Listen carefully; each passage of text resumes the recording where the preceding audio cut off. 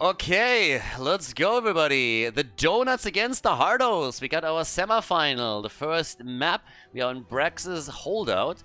A best of 5 series to determine which team will move on to the grand final. The loser of this one is actually going to play in the third place decider, since there's of course also a lot of points on the line. So for everybody who hasn't really understood yet how the system works, it's actually quite simple. We have 4 open qualifiers. This is the second qualifier for the Masters Clash, and the winner of each qualifier tournament qualifies for the main event directly.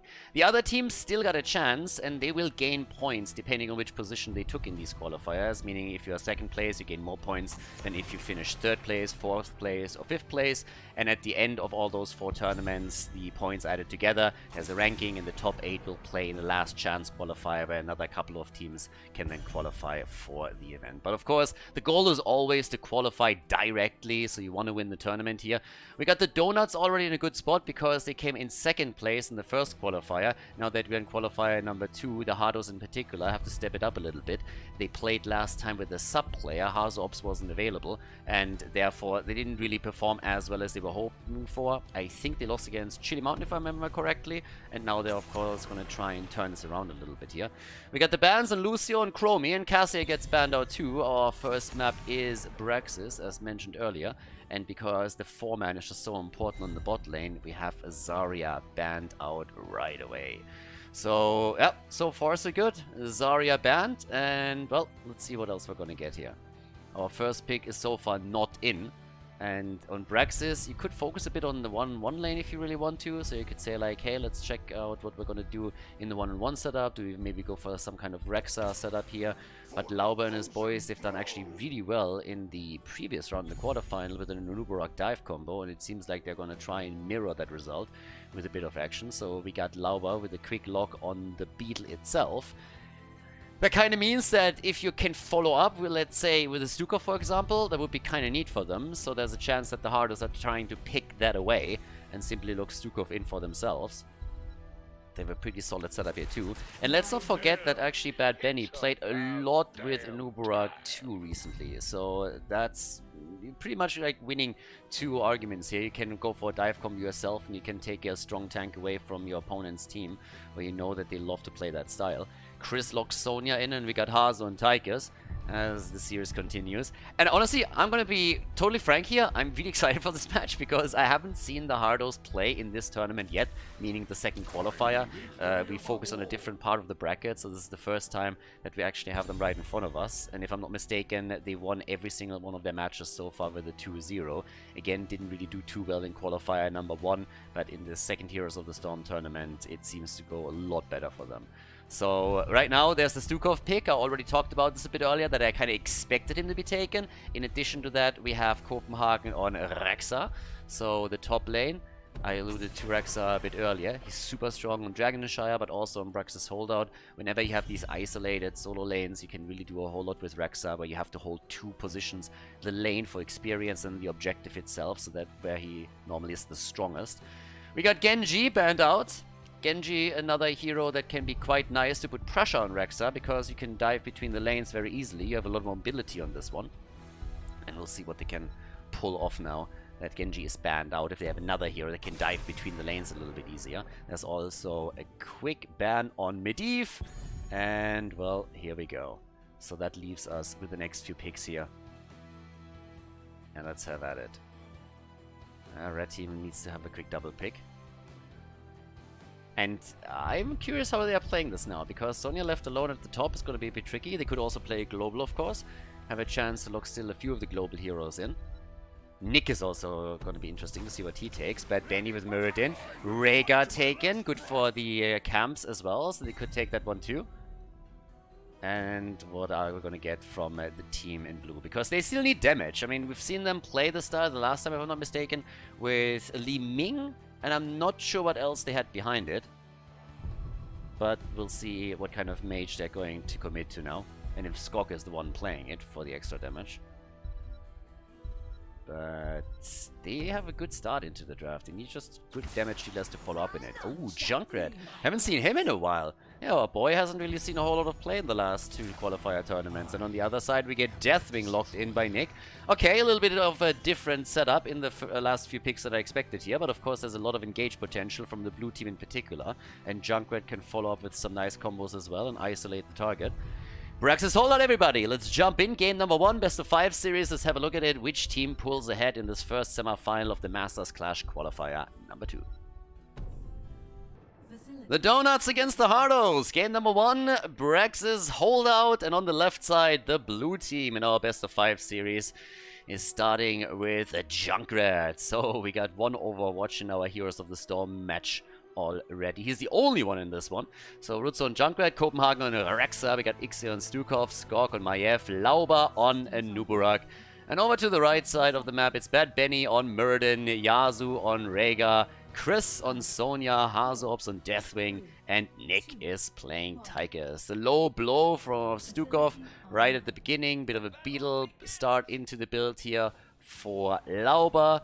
And let's go. The Donuts, they came in 2nd place in the first qualifier, so they're already looking great in terms of points that they have been accumulating. But you want to qualify directly for the main event, and in order to do that, you need to win one of the 4 qualifier tournaments. And that's, of course, what they're doing here, what they're trying to do. We got an auto attack build for Tychus, who goes in to press the advantage on level 1 as he's trying to play this one out. The Wolf is going into the Wolf run. And yeah, everybody is just like dodging it out slowly, hoping to get some kills in. Lauber misses the first stun, but he connects the second. And that's a great gank onto Sonya, who goes down immediately. The red team a bit too late to help out here. Alright, nicely done. At the bottom of the map, Hazops and Rutzo are locked into a 1 versus 1. But that was a good opening for the blue team, and this mirrors the aggression that they showed in the quarterfinals too. So pretty solid setup for them. I like it. And let's see if they can, of course, keep that up. This is a great series. This is one of those matches that could have been the grand final, I suppose. But it will be interesting to see what this team in red can do, because just look at the lineup. They have Bad Benny, they have Nick, 2 of the old Method players in HGC. We got Chris, of course, on top of that too, and in addition to it, even Hazop. So a whole lot of the old HGC players are ready to show their skills off here.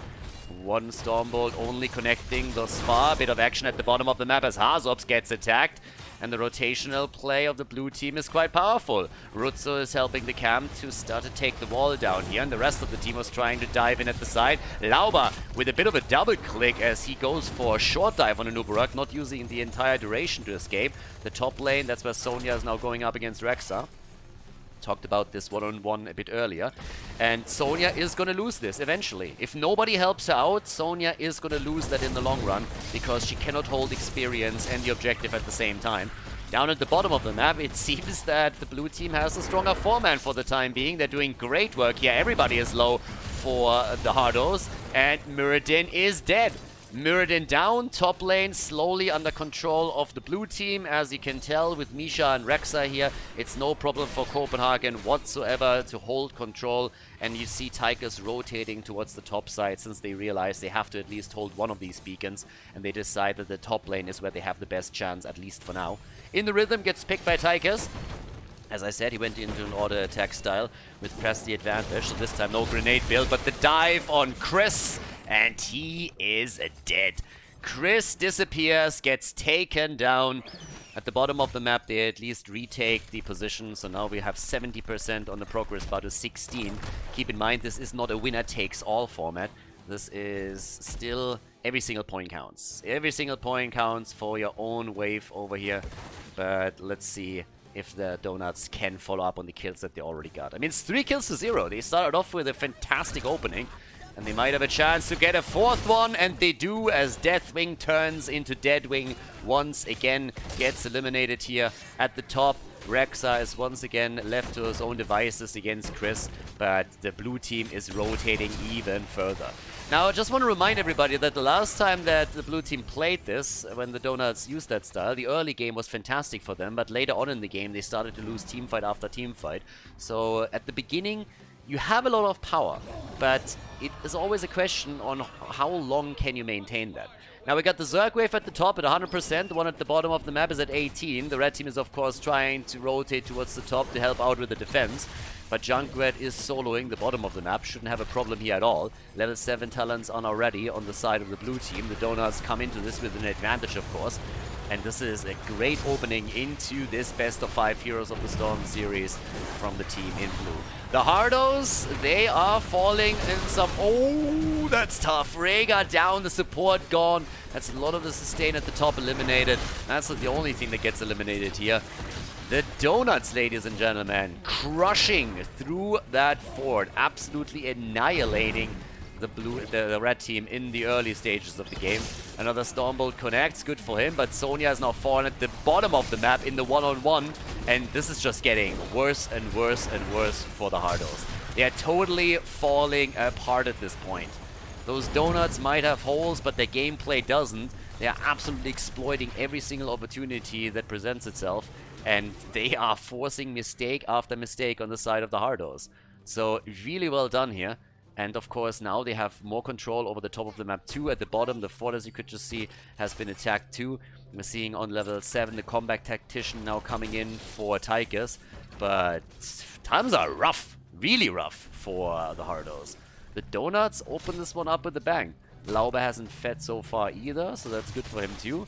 But oh boy. There's another quick setup. Good Stormbolt connect against Lauber, but he turns it against Bad Benny. They're trying to go for another lockdown. But here comes the cleanse from Rhaegar, keeping him alive. The problem is still that with 6 kills to 0, you're now more than a level ahead, so an early level 10 is definitely going to be easy for you. Might even be able to take the boss there. And yeah, it's getting a bit dicey. At the bottom of the map, Sonya is currently still trying to defend. They're also attempting to take one of the camps. We have 10 stacks on the level 4 for Rexa. But times are tough. Here's the level 10 for the Donuts coming in soon. And honestly, they could easily take a boss together with it. I mean, easy boss if they wanted. Could also make a play down here, steal a few of the camps away, maybe make a play for the fort itself. Depends really on them of what they want to do here. And first of all, they're sniffing out what's happening around the camp. And the problem is that the red team will have to give it up. They can't fight this one. It's just not happening. So the camp gets stolen or will get stolen in a moment. And then they still have enough time to do whatever they want. Either take the bottom fort, go for the boss. But they are playing such a fantastic game right now. They use, of course, the advantage that they established in the early game to get even farther ahead now. And all that the Hardos can do is watch what happens and hope for level 10. I mean, Harzops is sniffing this one out, but what are they going to do? Engage into level 10? I mean, that's not going to happen. Not against the Maiev, not against the Nuburak with Cocoon. They got to move that boss. So that one's taken. Easy peasy. And they are so far ahead that it actually hurts. The rotation topside to deal with the experience there. The boss, of course, is going to get escorted through the bot lane as they're making a play for the fort itself. And this is absolutely bananas here. Yeah, there we go. They take this one down easy peasy. That fort doesn't stand a chance. And at the top, Junkrat is starting to get some damage in against Sonya. Stormbolts are being collected as Murden at least is trying to complete the quest. But it is a tough, tough game for the Hardos.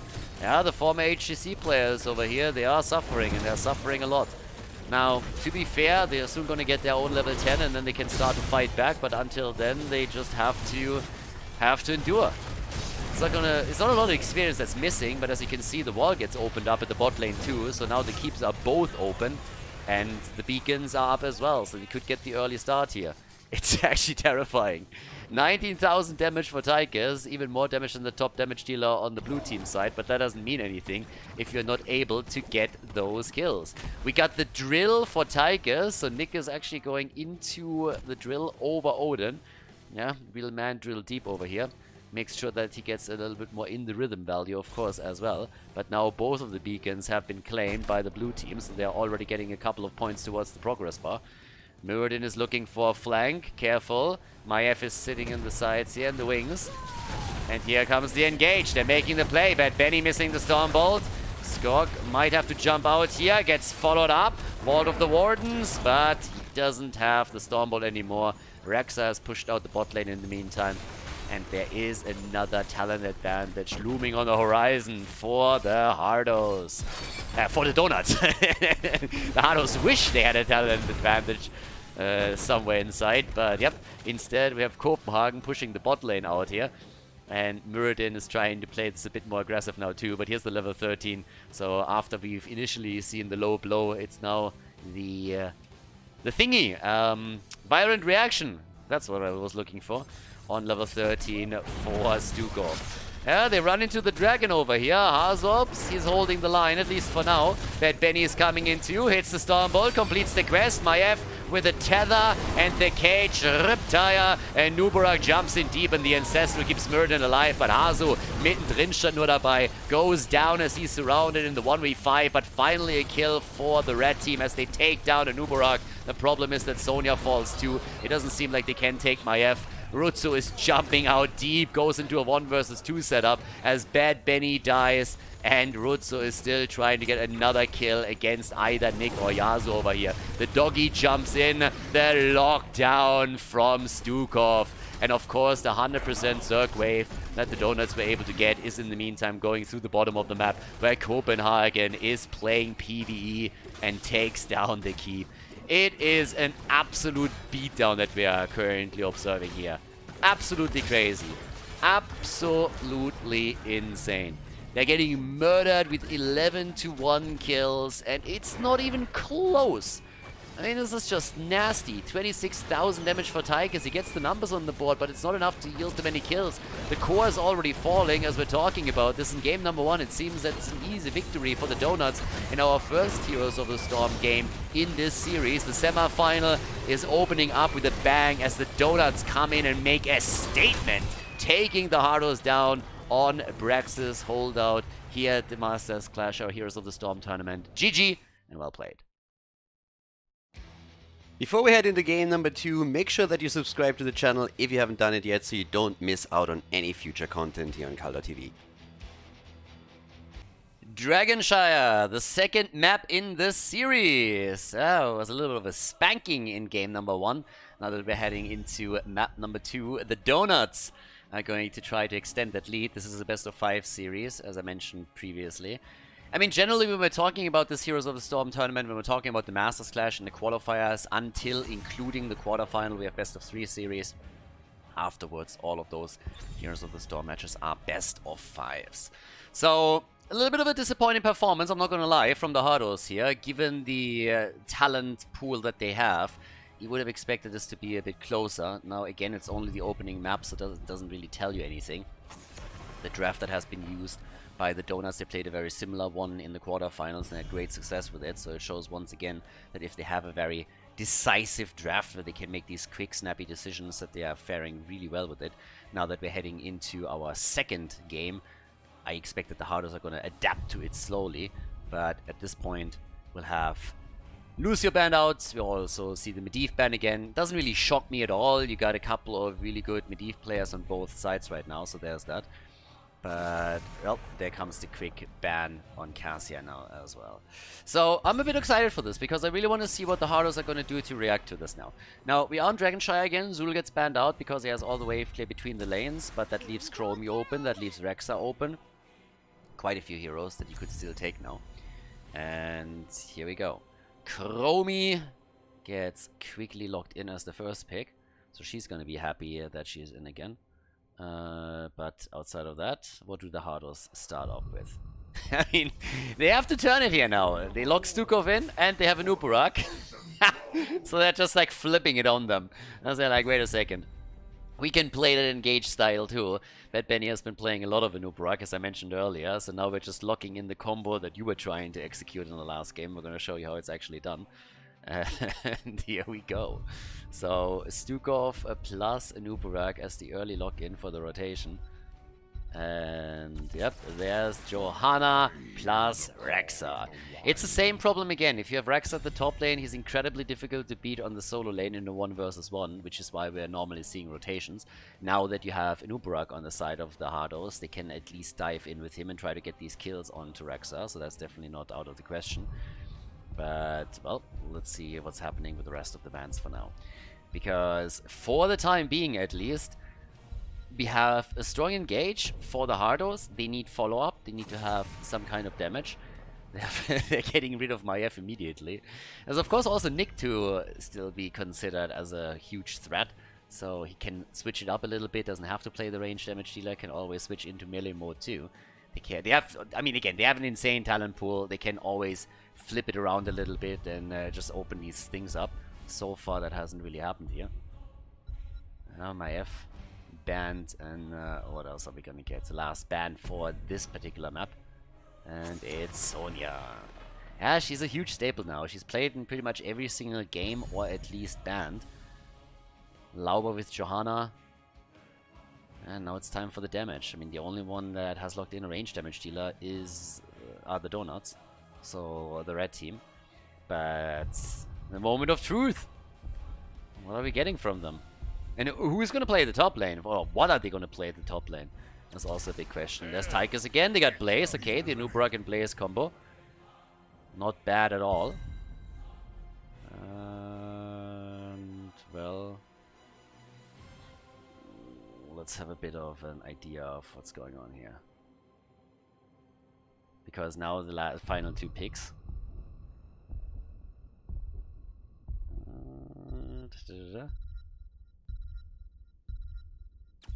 Brightwing for Ixia, going back to his true and tried first love with Jimmy. Okay. Jimmy against Tychus. We got our duel over here. Mr. Goody Two Shoes against the Renegade. And Nick now, the last pick for the team. Do they go with a triple front line or another damage dealer from the back line? But they played Reyna in one of the previous games, the Donuts did, and I think they got absolutely spanked. If I'm not mistaken, that was actually the game that they won, but only because they were able to defend at the core and 5-man wipe their opposition. And here comes Nick's Kira. Dragonshy, a bit of a moment of truth, I gotta say, because if the Donuts take the 2-0 here, then the Hardos will have a very tough time clawing their way back into the match. Game number 1 didn't look good for them, so let's find out what they can do in game number 2 here in Dragonshy. Game number 2. Dragonshy is the map. The Donuts against the Hardos, and the red team, they have a lot to prove here. We got on the left side Rutsu on Chromie, Lauber on Johanna, Ixia on Brightwing, we got Skog on Reyna, and Copenhagen on Rexa. The ace in the hole on level 1, locked in immediately for Jimmy. Gone are the days where the only acceptable talent was Exterminator, but also we obviously know in Battlefield of Eternity here. On the right side of the map, the Hardos, this time with the Unubara composition, as Bad Benny plays the Berg, our train conductor in full action, with Nick now on Kira, Hazorps on Tychus, grenade build for him, Yasu on Stukov, and Chris is playing Blaze, everybody. Chromie is happy that she finally sees some play. Yay!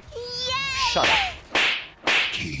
And we'll see how the fake dragon is going to do or perform in this game over here. Usually Chromie gets banned out lately. Nobody really wants to play against her. And we have Rexa taking the top lane. Brightwing, of course, supplies the global that could really help him out whenever there's a gank coming his way. We have also on level 1, instead of the new habits, the neural stim pack, so we're not talking about the attempt to get into an additional unstoppable frame mindset that can help you out against the stuns that are available for the Donuts. But with the blue team taking a very solid victory in game number 1, the Hardos really need to make a statement here. Because right now, they are in a bit of an awkward spot, I want to say. I don't really think that they expected to be slapped around this hard in the first game. Now, Nick, of course, is back on one of his favorites with Kira, but the last few times that we've seen him play Kira, he got demolished. It was during the first qualifier. But then again, as I mentioned in the first draft, back then also they were lacking one of their players, so they had to sub Hazorps out because I honestly don't even remember why exactly Hazor wasn't playing, but he couldn't make the day for some reason.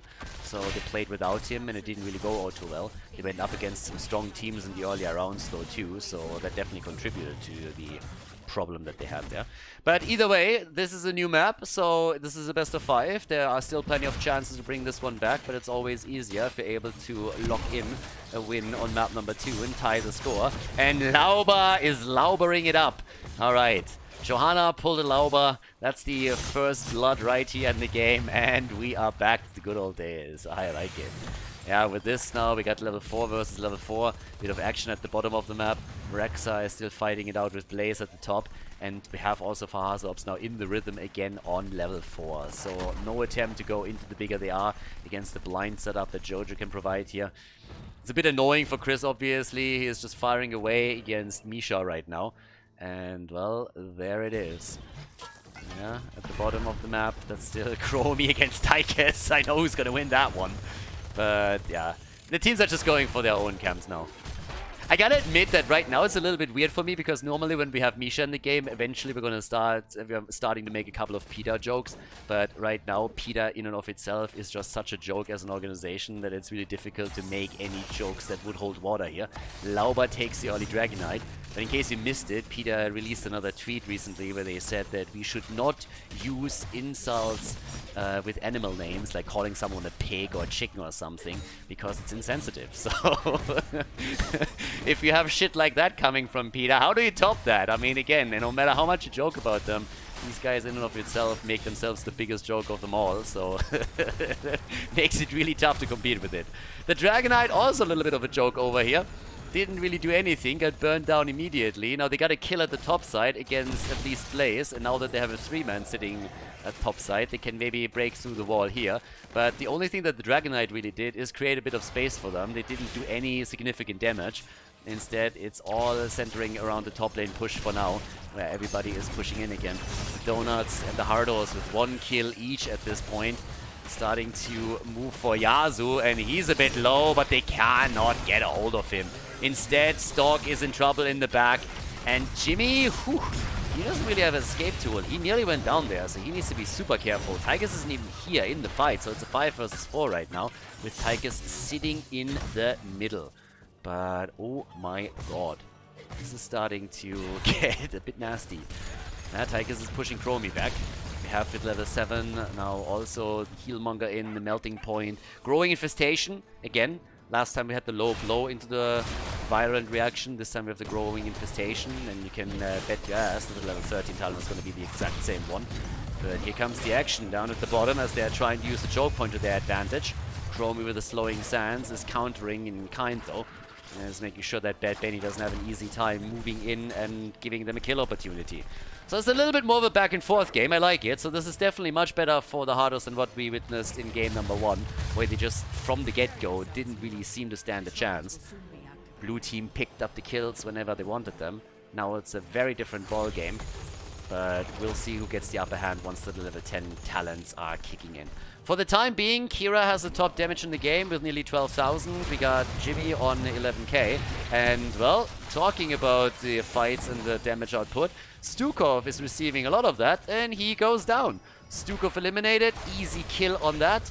And that allows an early level 10 for the Donuts, which they could use to take the camp at the bottom of the map. Jimmy is already there, but he will need a bit of an assist to make it work. Rexa is ruling over the top lane with an Iron Fist or a Leather Mask, however you want to look at it. We also have now, in addition to that, the Reyna's Raiders, Unleash the Boars. The Blessed Shield is out, and we got Brightwing with a bit of a dive bomb setup since they are going into the Emerald Wind. So no extra heals this time for Ixir. And, well, let's have a look. Top side, yep, there we go. Chris is already pushing this out a little bit further. At the bottom of the map, Hazo Ops, double checking the bush. And there's a chance for another Dragonite. But nobody is currently holding the bot lane, so they can't get the DK.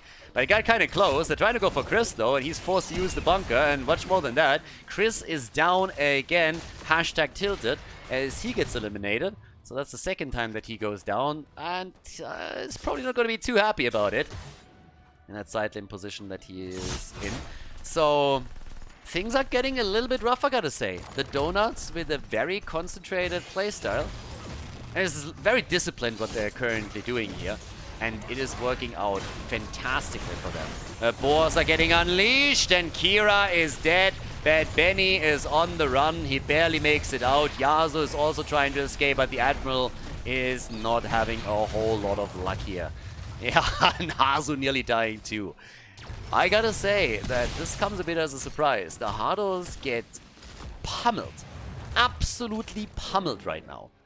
Which is in and of itself ridiculous. I mean, again, these guys are running 4 former HGC players at this point. Some of the best that we have in the game, but it seems that as a unit at least, they're not really working together all that well. So, really tough times. Coming back is not going to be easy for them. Not impossible, but they have a lot of work to do here, I want to say. Now up at the top, Chris on his blaze, he's still going up against Misha and against Rexa, but things are dire. The bottom 4 hasn't been eliminated. Of course, the Donuts are now trying to go also for another objective. They got the level 13 talent ready, hold both of those altars again. Yeah, and it's time to party. Bottom of the map, Fort is nearly down, Stukov is sitting in the middle, also double checking, of course, if there's a rotation coming. But that's full control. Camps are taken very, very easily now from the Donuts. They're going for the Siege Giant camp and they also take the hard camp.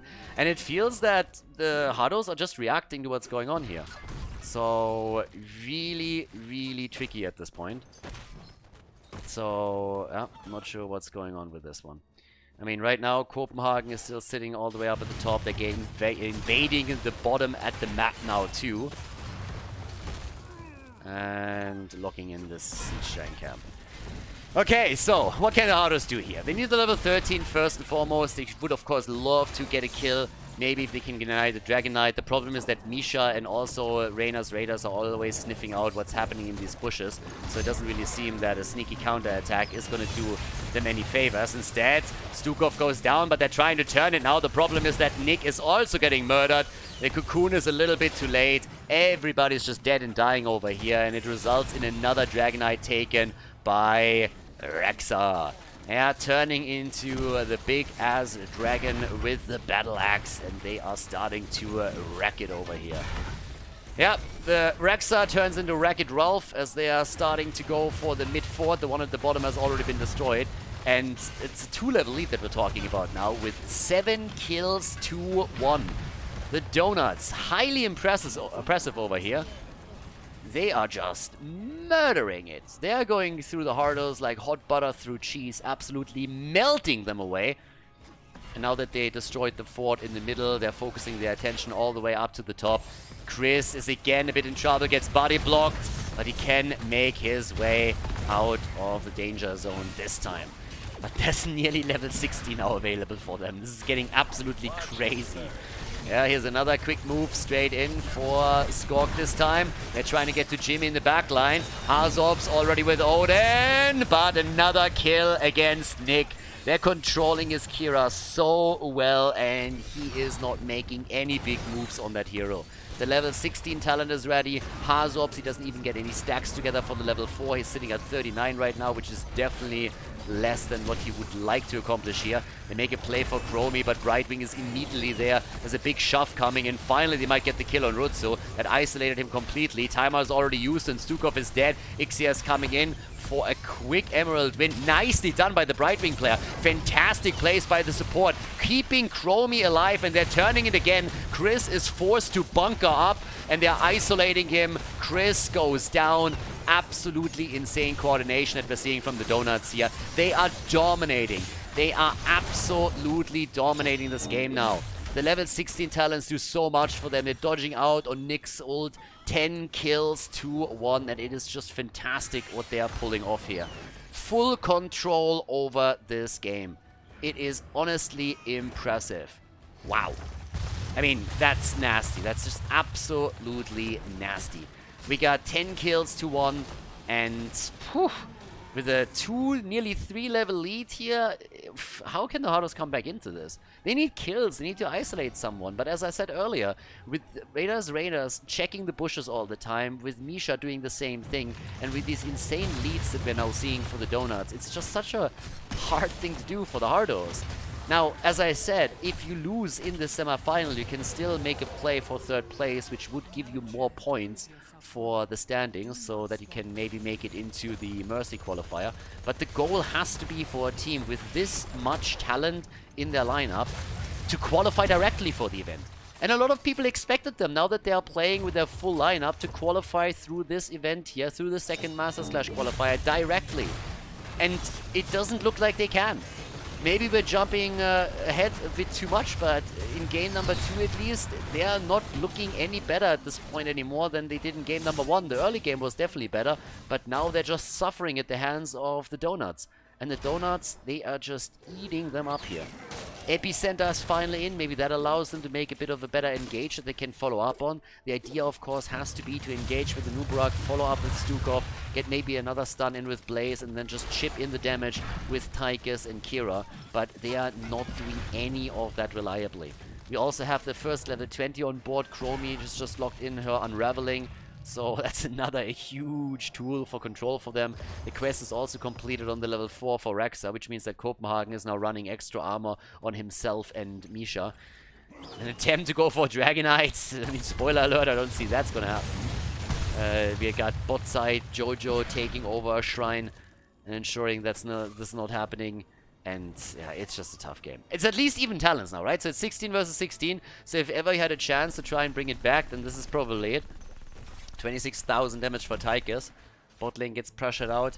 I mean, at the end of the day, there's only 2 forts that have been eliminated, right? So let's not forget about that. There's always a chance that you can bring it back as long as you didn't lose too many of your keeps. The problem is that Kira is being sent back to Wakanda. We have Tychus eliminated. The bunker didn't help him either. Chris is barely surviving, and they are just getting slapped around. Absolute devastating here. For confidence, too. I mean, look at Stukov. Stukov gets murdered. That allows the push at the top side to take another easy fort. And of course, they already have heroes on the way to take another Dragonite, which is going to happen in the middle of the map. They have all the time in the world to lock this one in. They can decide who takes it. This is just crazy. Skorg is helping out at the bottom, pushing the minions out. They know that 3 heroes are still dead. It's 13 kills to 1. And it is an unmitigated disaster for the Hardos. This is not the games that they wanted to show here. It's crazy. This is absolutely crazy. Whatever I expected heading into the series, I did not expect this. I gotta admit. This is just brutal. So here comes the bottom push. They got the Dragonite in. Level 20 is there. 3-level lead. The intensive wins are in, and they are working on keep number 1. The forts are all gone. Of course, we see an immediate Odin committed to as they're trying to defend. And, well, they're not going to lose the core here unless they're getting wiped again. But that keep doesn't stand a chance. Blessed Shield is out. They want the kill. They're moving in. Immediately, Nubarak with the counter engage. Dropping the cocoon on Brightwing. But Ixia is safe and Nubarak is dead once again. Everybody might be low, but that's also true for the red team. Scorp makes it out with under 100 hit points. Nick gets isolated by the Emerald Wind itself. That's 2 heroes down, and now with all those kills, they can make a play for the core. They're trying to go for Yasu, slow him down again, and they're trying for the kill, and bam! Rutsu connects the Sandblast and absolutely crushes the Admiral. Nicely done. 41,000 damage now for Jimmy. We got 32 for Chromie, and they are going for the core here. What a beatdown. What an unbelievable beatdown. The Hardos, I'm not sure if they're saving the big plays for the next game, but they are not looking good in this series at all. They're getting demolished here. They're getting toyed with. The Donuts came in and they stole everything. They stole their lunch money, they stole their PS5, and they stole their girlfriends. They took everything. Their dignity, their pride. A 2-0 lead in the best of 5 for the Donuts against the Hardos.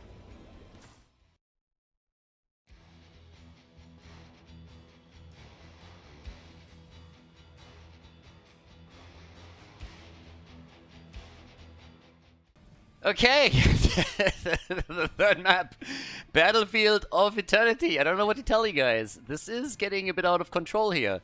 We're looking over to the Hardos. We have Bad Benny, we have Hazorps, we have Chris, we have Nick, Yasu. A lot of really strong players, but they don't seem to mesh together well. They are getting bullied around over here. This is map number 3. And, of course, reverse sweeps are possible. We've seen them in the past. Maybe they can pull it off. But boy, was that dominant from the Donuts thus far. Game number 1, I looked at the draft and I said, okay, they have the engage draft again. The blue team has exactly what they wanted, what they played in the quarterfinals. This is a strong draft if you get ahead. They controlled the game, they snowballed a little bit. But you're still looking at it and you're saying like, hey, if they get a more balanced draft, if they don't get that that spike, that momentum in the early game, it's a different story. And I always expected in game number 2 that at least at some point the Hardos, you know, would bring it back a little bit and try to yeah, just take a few structures. If I'm not mistaken, in the last 2 maps, the Hardos have not taken a single fort, if I remember correctly. Which is kind of crazy. So now we got Chris with an early Sonya again. We got Battlefield of Eternity coming up.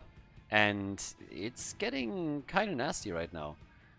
The question is really, can the Donuts now take game 3, or will the Hardos bring it back a little bit? It would be mind-blowing if this ends with a 3-0. Coming into this series, I said at least a 3-1, probably a 3-2. And now, if nothing changes, then it could be a full-on smash for the Donuts. Anyways, Battlefield of Eternity is a really different map, of course, as well, in the sense that you have a lot more teamfights in the middle of the map, but we get a Nuburak again for Lauba, and they have Cassia as a follow-up. The bans have shifted a bit since we have another 2-lane map, so Zarya is eliminated so that she's not part of that strong 4-man at the bottom of the map. And, well, what do we get? Sonya and Deckard Cain, the old man, alright. Telling stories again. Jimmy, of course, in this case, most likely with Exterminator. I mean, you're going to try and come through with the big boy damage against the Immortal. That's where the talent then still really shines. Hanzo is up for the damage output there. Li Ming would be another good pick that the Donuts could take if they want to have some Immortal damage. Medivh gets banned again, this time a bit late, but still he gets eliminated. And of course we have a couple of additional options also at the front line now. For Lauber's team, I mean, there's plenty that you can put to the side of Nuburak to make this a solid draft for them. Blaze, Urel are traditional picks that you oftentimes see with the Nuburak. Especially back in the HTC days, the Koreans loved to play that. The Nuburak and Urel combo that they played, the last Eastern Clash in particular in 2018, was highly impactful and became full-on meta for a while. And even in the years after was occasionally still popping up and played, but Copenhagen locks Rexha in again. This is the 3rd time in a row that he plays the hero. We have the Li Ming pick though. As I said, she's still fantastic when you're trying to get the Immortal damage connected. Not because she does an insane amount of damage on the Immortal, but whenever there's like stalemates, you can from a safe distance get a volley sent towards the Immortal, and your opponent will have to make a decision whether they want to tank it with a hero, and therefore take the damage themselves, or if they let it through and let the Immortal eat it. Bad Benny with the Arthur's pick. Okay, we've seen a couple of Arthur's commitments in the past, and some of them worked out incredibly well. So if he can run them down here, that would be fantastic. But we got Whitemane as the support, Battlefield of Eternity with Arthur's, D.Va, and Sonya. Guys, game 3. Are the Hardos bringing it back? We're going to find out right now. Battlefield of Eternity is the 3rd map between the Donuts and the Hardos here, the 2nd qualifier for the Masters Clash. Battlefield of Eternity is the 3rd map as we are heading into the 3rd game of this best of 5. Our Heroes of the Storm semi-final at the Masters Clash qualifier. We got for the Donuts on the left side, besides the 2-0 lead, we have Rootstone Li Ming, Copenhagen on Rexha, Skork on Cassia, Ixi on Whitemane, and Lauber on Nuburak. On the right side of the map, the Hardos with Bad Benny on Arthas this time. We have Jimmy, played by Hazops, Chris on Sonya, Deckard Cain is playing Yasu, and D.Va is played by Nick. Okay, time to get ready. We got a bit of stacking going on for Cassia. Can of course use that 4-man at the bottom of the map to get those stacks going, which is exactly what Skog is currently trying to do. Sonya is very much so alone all the way up at the top, but Rexha is already heading over. And we don't have Exterminator. We actually have instead, again, the ace in the hole. No focus on the Immortal damage, but with Jimmy being the only range damage dealer in the lineup, they're now trying to get the extra DPS out for the team fights. And they have, of course, a lot of tools that can really provide him with opportunities to get the talent triggered, especially Arthas is helping a lot with that. So it's a very strong combo, but you're giving out on quite a bit of the damage that technically Jimmy can push on the Immortal. But it's the team fight that you're really looking for here instead. Now the rotation is currently happening, and topside needs to be a bit careful. Deckard Cain is walking around here. Maybe he just got lost. I mean, the guy is 1,000 years old, so that could also be the case here. We got already Copenhagen in play. Camp is going to be taken by Nick, and of course the blue team is reacting with the camp capture at the bottom of the map, which ends up with a traditional each team gets one camp situation. So, off we go. There's a little bit of a push against the wall. Top side, the kill against Rexa. Yeah, did not expect that. Copenhagen goes down, and somebody will have to move over to catch the experience here, but the blue team instead is just focusing on the bot lane and says, hey dude, you won't be able to stop all of us. It's a 4 versus 1 setup, so we're going to take that wall down with the help of the camp. Arthas comes in and sets another Howling Blast up. Of course, Sonya is trying to return the favor at the top side and destroy a few of the structures. Shouldn't really be able to do that now that Rexa is back to business. And here we go. Bottom of the map, the engage, Hardos is in trouble, making it out. Lauber misses the stun, the second one, as he was trying to divert Arthas away. That didn't work out. There's the body blocks. Skork does not get out and gets murdered. Big body block time, and the follow-up attempt from Chris as he's going for Lauber, but the Beetle survives. Yeah, Arthur's going into a Deathlord setup for level 4. It's going to be interesting to see if he follows up with some additional Death Coil talents, or if that's going to be the only one that he pushes out. We got the Ruby on level 4 also for the Kane, so this time it's not a shielding potion that we're seeing from the hero. Early level 5 for the Hardos. Definitely much better opening into all of this. So yeah, I like this a lot more, what we're seeing from them now. But it's a bit too early to call the game or anything, especially after how game 1 and game 2 went. But yeah, let's see if maybe with this composition and this particular map, the Hardos are able to lock in a win here. I would certainly hope so. I want to have at least 4 maps out of the series. It would be a shame if this would end after 3. 12 stacks coming in for Cassia, full on defense mode from the Donuts. And topside, Nick is just pew-pewing away with his Bumblebee skin on Diva. Rexa, alright. They're starting to come in with the damage now. And keep in mind that both of the teams have not really drafted any heroes that are dedicated damage dealers against the Immortal, in the sense that they're doing some extra damage or are super strong on that.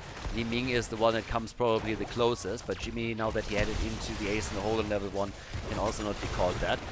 Diva is looking for some isolation again, but she can't get it. Instead, she gets locked down, and that's the end of the mech. Lauber gets away too. Ixia with the easy heals on Whitemane, and Sonya slamming away at the bottom. So right now, the Hardos are setting up a great defense at the top, to the point where Hazu died.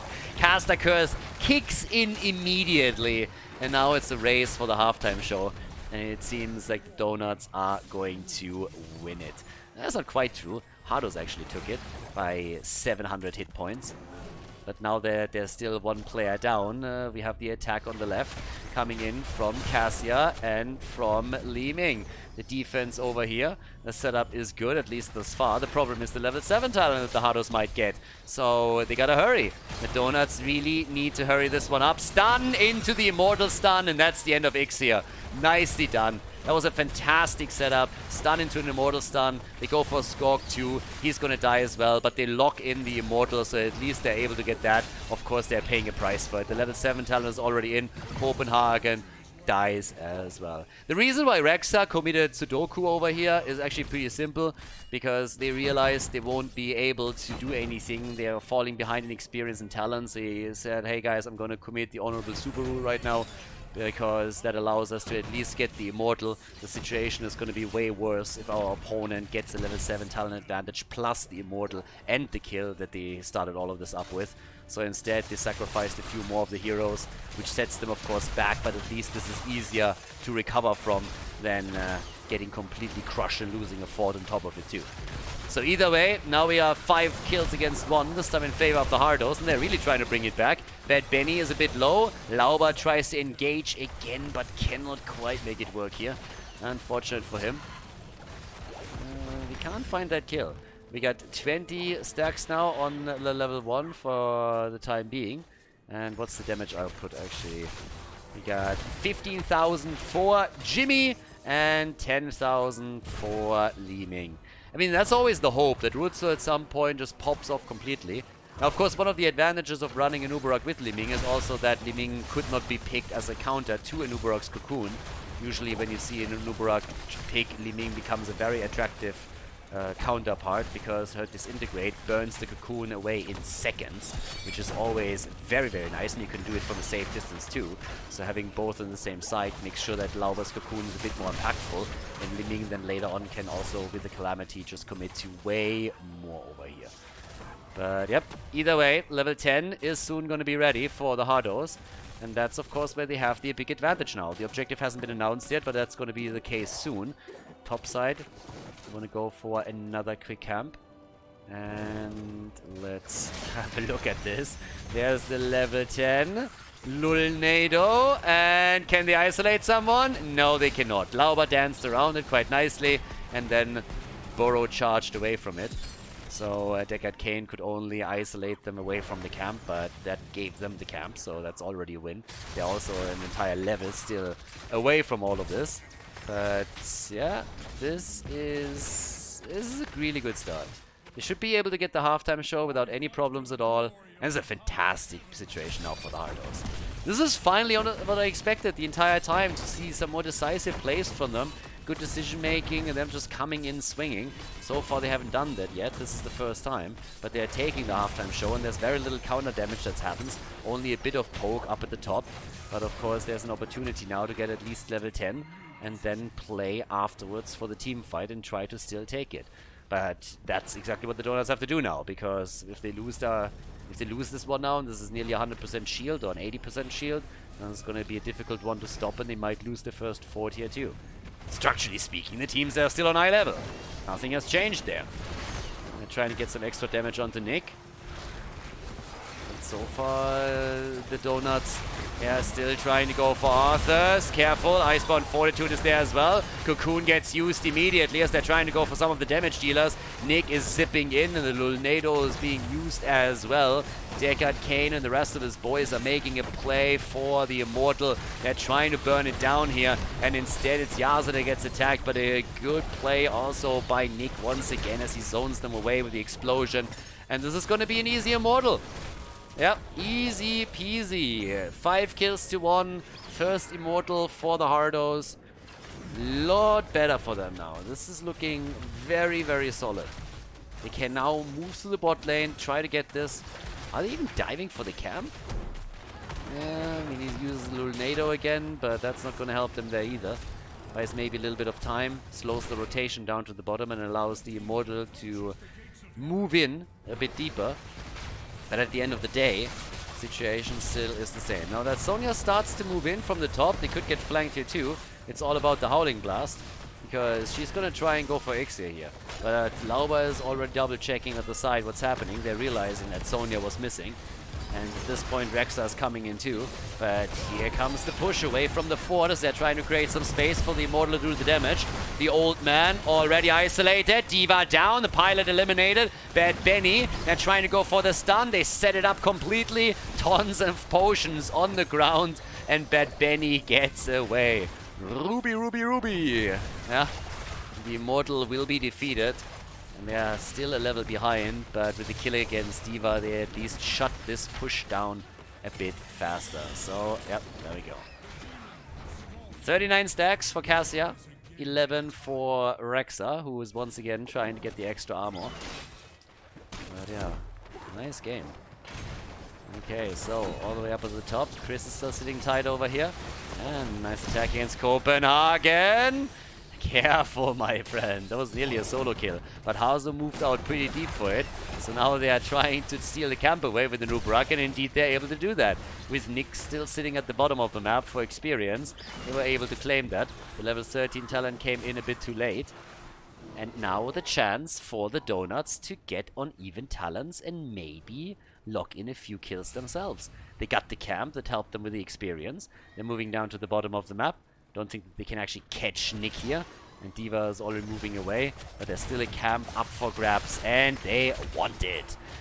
Yeah, one of the few heroes that hasn't taken his 13 yet is Arthur's. So he hasn't made a choice yet. Instead, they are making the rotation towards the top now. 13 talents are finally ready. And that gives us the Illusionist. So already a great talent for Rutsu on his hero.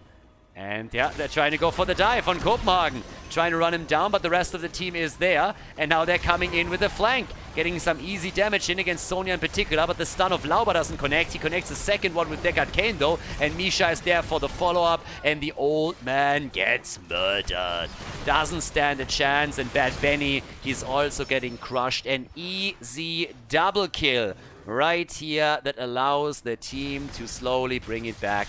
Deckard Cain, the first one to fall, and then the easy follow-up on the Cocoon, as you can tell. Arthas goes down 2. That's 2 kills to the Donuts, and they are looking better and better with every single play. Now that they're finally on even talents with their opponents. We saw that though. The camps are claimed, halftime show is won. And I'm getting a bit scared for the Hardos again. Yeah, they did much better in the early stages. But then again, I said the same thing in game number 2, and we all know how that ended. So, yeah. Lauber also moving away again. I mean, talking about Lauber too, where's my meme at? With Lauber always feeding first. So far, Nubarak hasn't died a single time yet. Maybe his little sister is playing again on the account. Like, I don't know what's going on there. But my boy had his wheat bix this morning. Something is definitely happening. Steroids in esports. We need a doping test for Lauber. The man is playing out of his mind, missing a couple of stuns, maybe just because he's hopped up on adrenaline and such stuff. But either way, he's playing a great game, and his team is following up on every single call. So the Donuts with a fantastic performance right now. I really like it. The game is, again, not over. The Hardos, they have shown that they're getting closer and closer to actually winning a map. And this would really be the one to make it happen on. But Nick gets attacked, is in trouble. Nick gets his defense out barely, and they burn the Cocoon down too. The problem is, while all of this is happening, we have the Immortal already busy at the bottom of the map and starting to burn the fort down. So, yeah, that's pretty tricky too. That fort is likely gonna fall. Can they save that? Shouldn't be able to. No, they're not going to save this one. Yeah, and the one at the top dies as well. That's 2 forts destroyed. Easy peasy. And off we go. Nick is starting to move in. They go for Lauber again. Push him out here. Diva also. And the Frost Strike. Alright. Apparently interesting, the extra slows over here. A little bit more control over the battlefield, I suppose. We have the level 16 talents now for them. They're still ahead in experience. I mean, that hasn't really changed. Despite everything that has happened, and the Donuts are now ahead in structures, but in experience, they've fallen behind. They've also played a lot of the last few setups in a 5-man that rotated across the map, so that slows down the experience gain. We have now 51 stacks for Cassia. That puts her on 31,000 damage, with 36,000 for Jimmy. And they are trying to steal the camp away. Are they really taking that fight without the level 16 talent? Apparently they're trying to do it. Copenhagen is nearly dying for it. But the Donuts, they react with Whitemane. And there's the kill against Sonya. Sonya is down and the Donuts take the fight and take the camp. They're coming in for Bad Benny. Arthas is about to die again. Ixia still alive. Jimmy is down too, as Rutsu is starting to pop off over here. Unbelievable. Bam! Comes in again, and he more or less single-handedly takes down Diva. The B-steps, baby! Oh yeah, well-deserved over here. Chases Nick down after he already got the kill against Jimmy. And then takes the victory. Rutsu with a big boy plays, putting his team even further ahead right now. It is impressive. 8 kills to 5, and the Hardos, they cannot be happy with how this game has flipped now. 17 to 16, and it is getting worse and worse by the minute for the Hardos. I cannot believe what we're seeing here. I cannot believe it. The Donuts, ladies and gentlemen. Tasty plays all over the map. Absolutely crazy. Absolutely unfucking-believable here. This is incredible. But either way, let's see what else we're gonna get. We have at the bottom of the map Lauber currently trying to move out after he already took the camp. We have 8 kills to 5, level 17 to 17, and things are a little bit rough. Talent picks again, or trade picks for Arthas, but boy, are they suffering. Level 16 talent with the Epicenter is of course another huge tool that's now in the arsenal of the Donuts. And they have those calls. And Rutsu, he's been proving over and over again, tournament after tournament, that he's an insane player. If you can give him a mobile damage dealer, he is making plays that are absolutely crazy. Another good connect from him as he lands the combo on Bad Benny. Arthurs gets murdered here, just doesn't stand the chance. He was trying to secure the flank and he gets punished for it immediately. Rutsu is just absolutely popping off right now. He is popping off. One kill after another, comes in with another quick calamity move, has to move out, but of course has the chance to help his team to lock out Jimmy, who went a little bit too deep. Ixir gets stunned by the Immortal, but is able to get away. They're chasing Yasu. The red team is absolutely falling apart as Liming picks up kill after kill after kill after kill. 47,000, they're racking them. They're racking them all. The Donuts, they come into the late game like a wrecking ball and they are destroying the Hardos. The team doesn't stand a chance there anymore. The Immortal moves towards the top, the blue team towards the bottom. They want to end it right here. Bad Benny is back to business, but it's going to be another 15 seconds until Jimmy is back. Arthurs comes in and immediately has to retreat back to the Nexus. They're just trying to buy time here. It's all that they're trying to do. And they're buying quite a bit. But the Immortal is topside and left alone, he will deliver the keep. But here comes Jimmy, so the question is, how long can the Donuts actually stand here? Can they get another kill? They're trying to dive in, but they're missing Chris. Well, of course, anticipating Chris to move in. But he moved lateral and they couldn't get him. Bit of damage on the core, but the bigger problem is up at the top that the Punisher is starting to take keep number 2, and then they're going to lose even more ground. The posturing at the bottom of the map helps the blue team to create more space for the Immortal, who will deliver the damage, who will take the top lane for them, and they're trying to get the kills down here, and they get them! Arthurs is down! They go for Nick to try and drop him. What a setup. Top keep is nearly gone. The level 20 talents are incredibly close. So they're playing a slower game to make sure they get the Storm talents too, which they now hold. The top keep eliminated, and that Immortal will move forward towards the core. With Jimmy now eliminated, this is over. This is game. Chris wants the kill, but he doesn't get it. He gets murdered. And this, ladies and gentlemen, is a 3-0 ass-kicking that the Hardos just received at the hands of the Donuts. The Donuts move on to the grand final. A fantastic showing that they had here in this semifinal. Fantastic play, and I can't wait to see them in the grand final of the second Masters Clash qualifier. GG.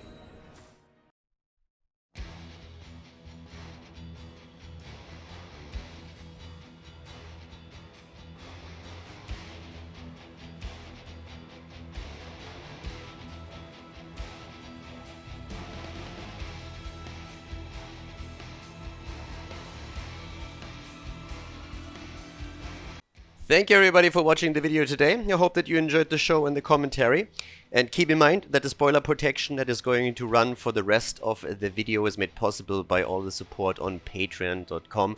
So guys, if you want to support my work, if you want to help me start new projects and keep the spoiler protection in place, please consider heading over to patreon.com/Khaldor. There's also a link in the YouTube description, and check that out. Thanks in advance, and see you guys next time with more esports coverage here on Khaldor TV. Have a great day.